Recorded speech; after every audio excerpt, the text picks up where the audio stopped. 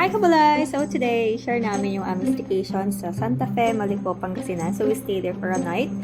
So ito ang bahay na tinirhan namin. Ano? So kung makikita mo sa labas, simple lang siya. Pero guess what? Pagpasok mo sa loob, matutunghayan mo ang napaka-unique na bahay. Ayan.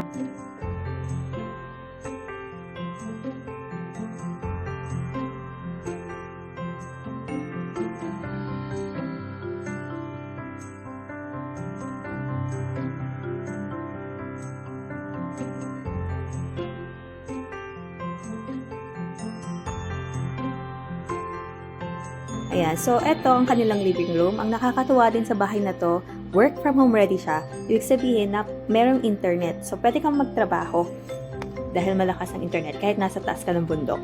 Okay, so meron din tong kitchen actually. Ayan, dito ang kitchen nila. So pwede mong gamitin lahat ng nandyan. Inclusive na siya sa rate na binayaran mo. So later, I'll share with you kung magkano yung rate nitong bahay na to. So, ayan nga. Of course, meron din silang water dispenser with hot and cold. Siyempre, masarap uminom ng mainit na chocolate pag malamig ang panahon. They have this dining room. Ayan. So, magbaon lang kayo ng mga lulutuin kasi medyo malayo yung pagbibilan ng mga pagkain. So, they have this room for two. 2 beds yun. Pwede. And then, 5 beds din dito. So, pwede yung mga bata doon.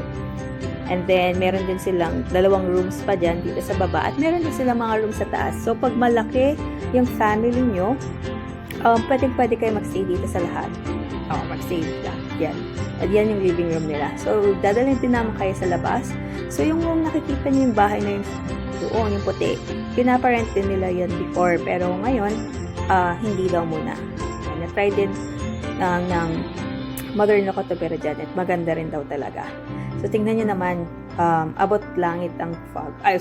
Abot kamay na ang fog. And talagang amoy na amoy mo yung pine trees at talagang napaka-lamig. Okay, so pwede rin kayo magtayo ng tent. Yan, sa gilid ng bahay. Para ma-feel yung lamig.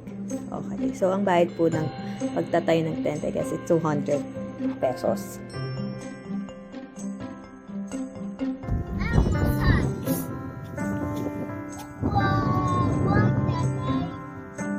Coming up.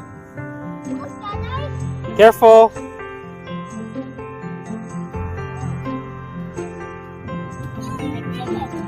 Good job. Look at the big house. Whoa! A big house. Nanay, come in here. Hey! So loud, Nanay. Look at this big rock. I need to go from the house. The head! The head. Your hair. My hair? Nanay! Here! Cold! It's cold outside, Nanay. Careful, careful. You wait for Nanay. Yeah. Alright, so dito naman dadalhin namin kayo sa Strawberry Farm, sa Saladas Farm. Yes, meron silang farm na tulad niyan. So, 5 minutes away lang siya. 5 minutes walk away from the Omalio Homestay. Okay, so meron ka nang makikitang ganito sa kanilang lugar. So, tingnan nyo, napakaganda. Very green yung kanilang lettuce. So, sabi nila, hindi daw nila dinadala sa bangbang yung bagsakan ng lettuce dahil sila ang supplier sa mga mall. So, ibig sabihin, high standard or quality yung kanilang mga tanim. So, dito, yun nga, pwede kang mag-pick ng strawberries tulad nung sa La Trinidad Benguet, no? So, syempre, kung magkano yung nakuha mo, babayaran mo rin. Dito sa Omalio, ang kanilang strawberry ay 400 per kilo. At ang lettuce naman nila ay 100 per kilo. Okay.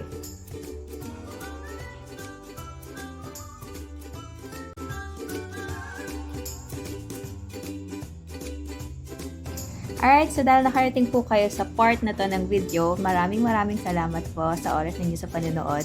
So, share ko na po kung magkano yung rate ng bahay. So, it's only 200 pesos per head. Ibig sabihin po, per pax po siya.